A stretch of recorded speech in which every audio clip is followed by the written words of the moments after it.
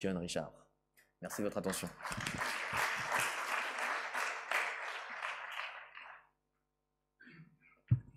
Bien, j'espère que... Comment on sort de là? Ah oui. J'espère qu'on ne donne pas l'impression de faire le procès de la chirurgie rachidienne. Joël, tu as bien fait de mettre ce symposium le samedi, parce que sinon on aurait... je vais essayer quand même de défendre la place de la chirurgie dans, dans les Feldback Surgery Syndrome, sachant que j'ai une culture aussi de chirurgie fonctionnelle de la douleur, puisque je fais partie d'une équipe où, par formation, on était obligé de passer dans les RCP de douleur, de placer des stimulations cordonales postérieures, de faire des indications, de discuter avec les psychologues, etc. etc. Donc, je vais essayer de faire le chirurgien ici sans être un super-héros. Et, euh, et je commence par planter le décor encore un peu noir d'une patiente. C'est un exemple qui... c'est une patiente de 77 ans qui a été opérée dans un pays germanique, donc c'est l'impact culturel aussi qui est important. C'était en janvier 2004 pour une pathologie qui paraît simple, L4-L5, un spondylodégénératif, patiente active et aucun doute, il y a un petit tassement ostéoporotique au-dessus. Le chirurgien, voilà son IRMN pré-op. Le scanner, le chirurgien l'opère fin janvier 2004 et il se trompe d'étage. Il reprend la patiente et il l'opère à l'étage pathologique et une petite erreur technique avec une cage qui est dans le foramen. La patiente se réveille avec des douleurs encore pires qu'avant. Il va la reprendre et il enlève cette cage mal placée et il fait une ostéosynthèse un petit peu amateur et la patiente continue à souffrir. On est en mars 2004. Il la reprend de nouveau et il va faire un montage jusque là-haut. On est parti d'un spondylodégénératif L4-L5. Les cages commencent à collapser là sur un corps vertébral qui semble infecté. Effectivement, il est infecté. Il la reprend par voie antérieure, tout ça à 77 ans. Il fait une corporectomie et il va remplacer tout ça par du ciment devant. On est en avril 2004.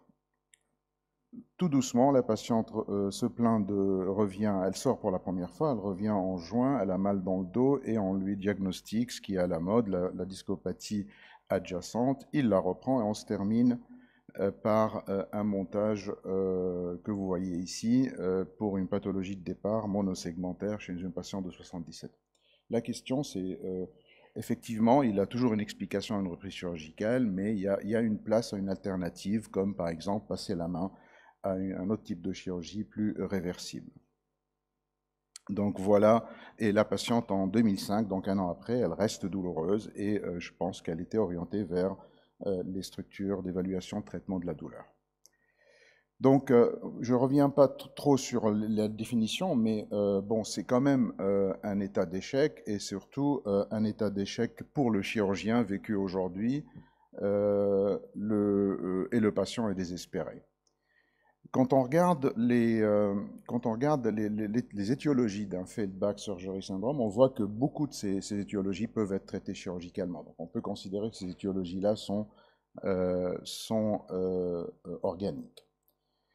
Le contexte est particulier. Moi, je trouve que le médecin généraliste a une mauvaise place là, face à un patient qu'il a confié lui-même à un premier chirurgien. Le patient continue à avoir mal. Le patient vit ça comme échec technique, échec du chirurgien lui-même. Le patient est déjà opéré, il continue à souffrir, l'intervention est ratée. Que faire? Alors, en général, le médecin traitant ne va pas envoyer le malade au même chirurgien, il l'envoie prendre un deuxième avis ailleurs. Et pour moi, c'est là où le diagnostic de Feldback Surgery Syndrome, surtout si le chirurgien de départ était votre concurrent en face, il va dire, voilà, vous avez une chirurgie ratée. Si on reprend le modèle de pathologie rachidienne qu'on opère tous les jours, c'est toujours dans les bouquins un modèle mécanique. C'est toujours un modèle où on part d'un nocicepteur qui reçoit une information de douleur, qui la transmet au cerveau, et forcément on cherche la cause et on va opérer. Dans ces bouquins-là, rarement on enseigne jeunes chirurgiens qu'il n'y a pas que la douleur mécanique, la douleur par excès de nociception, mais qu'il y a d'autres types de douleurs. Et aujourd'hui, si vous regardez bien, beaucoup de nos patients, qui sont chroniques surtout, ont déjà, et Philippe l'a dit, ont déjà des douleurs mixtes, neuropathiques, et mécanique. J'ai déjà dit à des patients, vous avez tout ce qu'il faut pour vous opérer, mais je pense que vous serez déçus parce que je vais enlever une part mécanique de vos douleurs, une part mécanique qui est de 30%, mais 70% de vos douleurs vont rester là et probablement qu'il faut faire autre chose après. Et aujourd'hui, c'est l'intérêt de ce symposium-là, c'est de démontrer qu'il y a un continuum et qu'un chirurgien du rachis organique peut déjà prévoir, anticiper et dire à son patient que vous pouvez bénéficier d'une stimulation cordonale postérieure ou d'un autre type de traitement après ma chirurgie parce que je serai incomplet. Alors, quand j'ai commencé à faire de la chirurgie du rachis et à faire mon éducation de neurochirurgien, on avait les douleurs mécaniques versus de douleurs neuropathiques. Les mécaniques sont traitées par une chirurgie et les neuropathiques ont un traitement fonctionnel par stimulation ou autre. Aujourd'hui, tout ça, c'est plus si distinct et on sait très bien qu'on peut avoir les deux et qu'on peut planifier un traitement mixte. Alors, il y a 5 choses qu'il faut savoir pour un chirurgien. C'est que, c'est vrai que c'est fréquent, les patients, j'allais dire, insatisfaits de leur chirurgie et qui peuvent être classés comme des failed back surgery syndrome, 20 à 40%, ça a été dit. Et le résultat est inversement proportionnel au nombre de chirurgies. Quand un patient arrive avec un dossier de 10 kilos, vous dire j'ai été opéré 6 fois, regardez mon dossier, je sais déjà que je ne vais pas l'ouvrir une 7e fois. N'importe la cause, même si je lui trouve une discopathie adjacente, même si je lui trouve une vis qui chasse, même si je lui trouve une discopathie nouvelle, enfin, déjà intuitivement, je sais que je ne vais pas l'ouvrir une 7e fois. On l'a dit aussi, le traitement est d'abord médical et même si vous avez l'impression que c'est une superbe indication chirurgicale, envoyez-le prendre l'avis des algologues, entre guillemets. N'hésitez pas à définir la source de votre douleur en confiant le patient et en définissant vous-même la cible que le radiologue doit infiltrer. Et aujourd'hui, on a compris que la neuromodulation n'est plus seulement indiquée dans une douleur neuropathique radiculaire, mais on peut aussi la proposer dans des formes de lombalgie associées à des radiculalgies. Et le point clé pour moi, c'est la RCP. La réunion de concertation pluridisciplinaire, il y a beaucoup de centres d'évaluation de traitement de douleur qui n'ont pas de chirurgien. Qui ont un rhumatologue, 2 anesthésistes, et puis ils prennent des décisions, ils sont incapables de lire une radio ou de corréler les symptômes d'un patient à son état anatomique et fonctionnel. Donc, on voit des traitements proposés, que ce soit dans un sens ou dans l'autre, à tort parce qu'ils n'ont pas l'expertise complète. Donc, je ne reviens pas à tout ça, mais là, quand quelqu'un vient pour une failed back surgery syndrome, il faut regarder bien sûr la chirurgie primitive et c'est déjà décourageant quand ils arrivent avec plein de dossiers à regarder. Philippe a montré le côté évaluation. On a plein de questionnaires sur l'évaluation fonctionnelle et le DN4, il est très important. Une chirurgie de révision, quelqu'un qui vient vous voir avec déjà multiniveau opéré, il faut revenir à la chirurgie primitive et très rapidement, on va réévaluer le point de départ. Et le problème est que parfois, on est obligé d'opérer ces gens-là par une iatrogénicité, c'est-à-dire que le point de départ était déjà inapproprié et inadapté comme chirurgie, comme indication, etc. Mais il y a des conséquences iatrogènes et ça, c'est le pire scénario. Il faut réopérer pour ces conséquences iatrogènes. L'importance du timing de la récidive est important. Quelqu'un qui est soulagé pendant 10 ans et qui développe une nouvelle douleur, pour moi, ce n'est pas un échec de la première chirurgie. C'est un cardiopathe qui est stenté et qui revient par un autre stent 5 ans après n'est pas considéré comme un échec. J'ai un ami un grand chirurgien du rachis qui dit aux patients, je vous verrai dans 5 ans probablement parce que votre pathologie peut évoluer, mais c'est le vieillissement. Donc, définir s'il s'agit au départ d'une bonne ou mauvaise indication, Jérôme l'a montré, il faut vraiment traiter de façon adéquate et appropriée du premier coup, sinon on part dans une cascade thérapeutique. Les indications d'une chirurgie de révision est multivariable. C'est pas facile. Le plus difficile, c'est de définir une source de douleur et de mettre dans la balance. J'ai une source de douleur, malade opéré plusieurs fois, il a des comorbidités, il a un contexte psychosocial qui est ce qui est. Est-ce que malgré la découverte d'une source de douleur, est-ce que je vais l'opérer? Bon, il y a on connaît tous ces chambres de Lise. Aucun chirurgien du rachis, surtout ceux qui n'ont pas de culture de douleurs neuropathiques, de traitement fonctionnel, ne va résister à reprendre ce malade. Même si il a été opéré 6-7 fois et qu'on peut le traiter autrement. Là aussi, c'est une pseudarthrose évidente. Et ça m'arrive malgré des images très spectaculaires, de dire aux patients qu'il ne faut pas l'opérer. On avait fait un travail avec le docteur Zairi il y a un moment où on a été pioché dans les candidats qui viennent à la consultation de la douleur, plusieurs patients, et on a regardé le pourquoi et quelle a été leur prise en charge thérapeutique. Bon, je n'ai pas le temps de rentrer dans tout ça, mais ça a été dit. Donc, c'est en fait reprendre l'histoire de départ, regarder le diagnostic, est-ce qu'il a été bien opéré, et en fonction du type de ces douleurs résiduelles mécaniques versus neuropathiques, on va définir un plan de traitement. Je vous épargne cet algorithme-là. Mais j'ai regardé une mise au point, c'est une mise au point récente, 2016. Quand même, c'est Hopkins, c'est John Hopkins aux États-Unis, c'est pas n'importe qui publie en 2016 que finalement, voilà les indications pour la chirurgie, pour reprendre un malade qui a un Feldback Surgery Syndrome. Les indications absolues, c'est pratiquement la queue de cheval ou un déficit neurologique.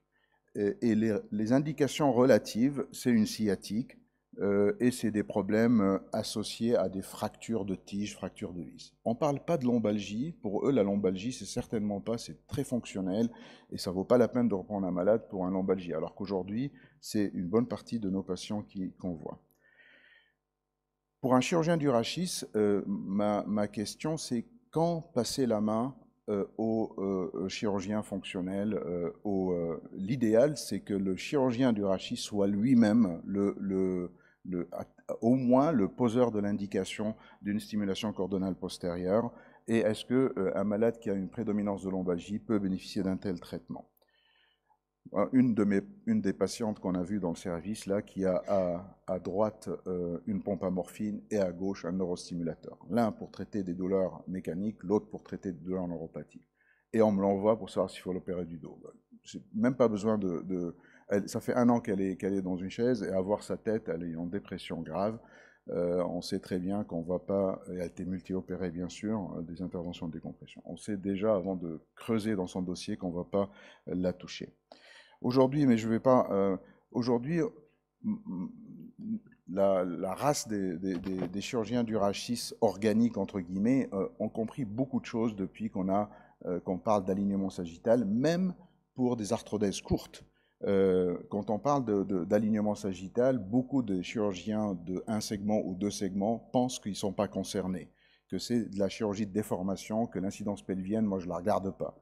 Mais c'est faux, parce que beaucoup de nos chirurgies de révision sont des erreurs stratégiques, pas techniques, parce que mettre une vis, aujourd'hui tout le monde met une vis à sa place, faire une arthrodèse, tout le monde fait des bonnes arthrodèses, mais on n'aligne pas encore de façon adéquate parce qu'on n'a pas défini un plan stratégique correct. Regardez un exemple ici, un spondylodégénératif simple à traiter avec une claudication neurogène. Il a bénéficié d'une arthrodèse bien conduite, il est bien arthrodésé, mais il est en syphose et il développe une discopathie au-dessus. Ça, c'est un bon exemple d'une reprise chirurgicale. Un autre aussi avec une patiente opérée 4 fois pour une arthrodèse L4-S1, arthrodèse hypolordosante, comme vous le voyez ici, et le chirurgien qui l'avait opéré n'a jamais regardé autre chose que l'IRM, où on voyait une discopathie L4-L5 et L5-S1. Et là, on est passé par une chirurgie un peu agressive. Aujourd'hui, on peut se poser la question, imaginons cette même malade avait eu 6 ou 7 chirurgies, faut-il la réopérer ou faut-il, et ça je pose la question à Philippe, faut-il faire une stimulation cordonale postérieure? Voilà une patiente que j'ai opérée moi-même, et c'est une erreur. C'est une patiente qui a un spondylo L4-L5. La particularité, c'est que cette patiente avait une incidence pelvienne de 94 degrés. Et comme un super-héros, je pensais qu'un TILIF peut faire l'affaire. Et j'ai fait une intervention en TILIF mini-invasif en plaçant une cage la plus antérieure possible et en comprimant sur le montage derrière. Malgré ça, la technique est à ses limites. Et là, aujourd'hui, tous ces patients avec une grande incidence pelvienne, je les opère par devant en premier pour aligner proprement ces patients-là. Vous voyez, cette patiente est revenue pour des douleurs dues à une discopathie sous-jacente. Un autre exemple, une patiente qui a été opérée par un chirurgien du rachis pour un problème évident. Vous voyez, même que le dessin sur le malade pour lui expliquer était déjà suffisant. Elle est revenue quelques années plus tard, à 2 ans. Et ça, c'est une patiente qui était adressée à la constatation de la douleur. Et parce qu'il y a un chirurgien qui aussi est disponible pour voir des dossiers, on a vu cette patiente, elle a une discopathie sous-jacente et on l'a réopérée. Je termine par cet exemple-là d'une patiente qui aussi était adressée douleur ou chirurgie du rachis, parce que cette patiente a été opérée 3 fois.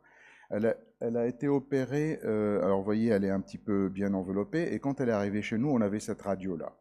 Alors sur cette radio, on voit qu'il y a un problème d'alignement L4-S1 qui est iatrogène, vous allez comprendre, et elle a un listhésis de L3 sur L4. Alors point de départ est quoi? Le point de départ était pas mal. C'était là, 2 ans avant, où elle était opérée d'une laminectomie généreuse et pour un canal lombaire étroit. Cette laminectomie n'a pas été suffisante. La patiente est revenue voir son chirurgien pour des douleurs axiales et il a fait une arthrodèse. Cette arthrodèse a été enlevée d'après les dires de la patiente pour la 3e opération. Donc elle arrive chez nous avec 3 opérations déjà faites et dans cet état-là.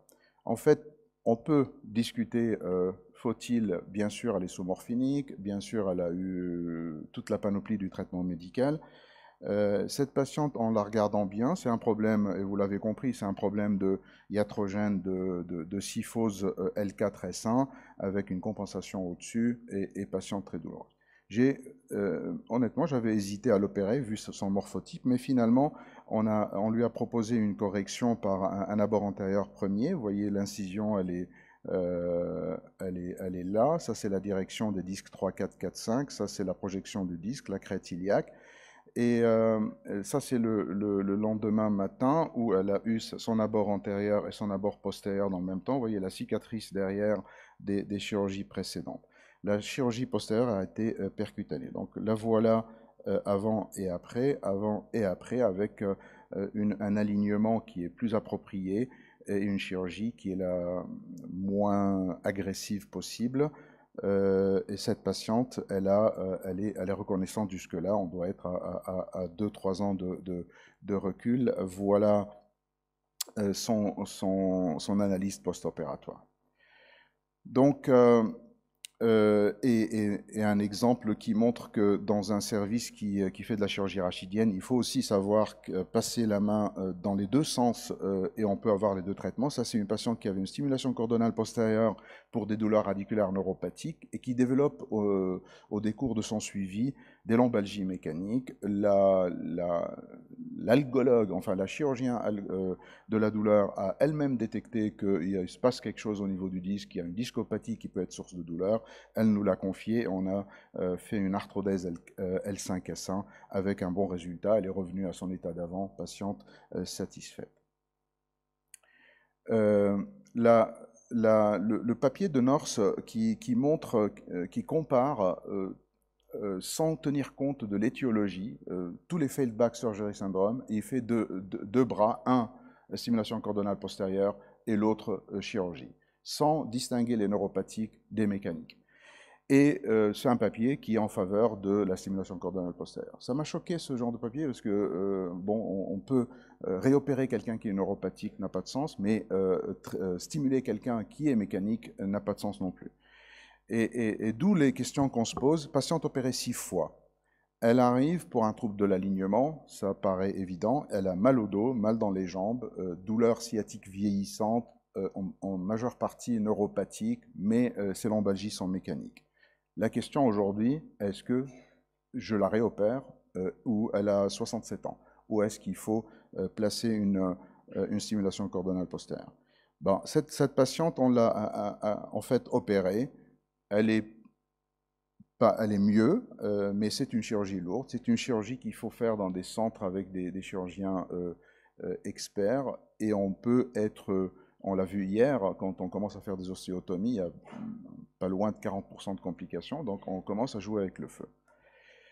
Et le mystère, c'est que certains patients, regardez celle-là, elle vient nous voir pour une pathologie cervicale. Elle est très contente de son arthrodèse lombaire. L'arthrodèse lombaire, elle est tout sauf une arthrodèse. Et voilà, c'est les grands mystères. Il y en a qui sont guéris aussi avec des traitements style granion de cuivre, manganèse, d'ici lombalée, et ça reste le grand mystère de la lombalgie.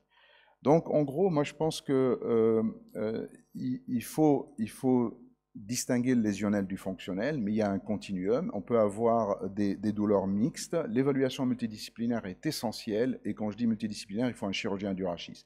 Il y a beaucoup de... Je pense que la majeure partie des centres d'évaluation de traitement de douleur n'ont pas d'accès à un chirurgien, en tout cas un chirurgien expert. Ils lisent le compte-rendu opératoire, et le compte-rendu du radiologue, et ils prennent leurs décisions avec parfois des cascades. C'est aussi dangereux aussi de partir dans des délires médicaux que chirurgicaux.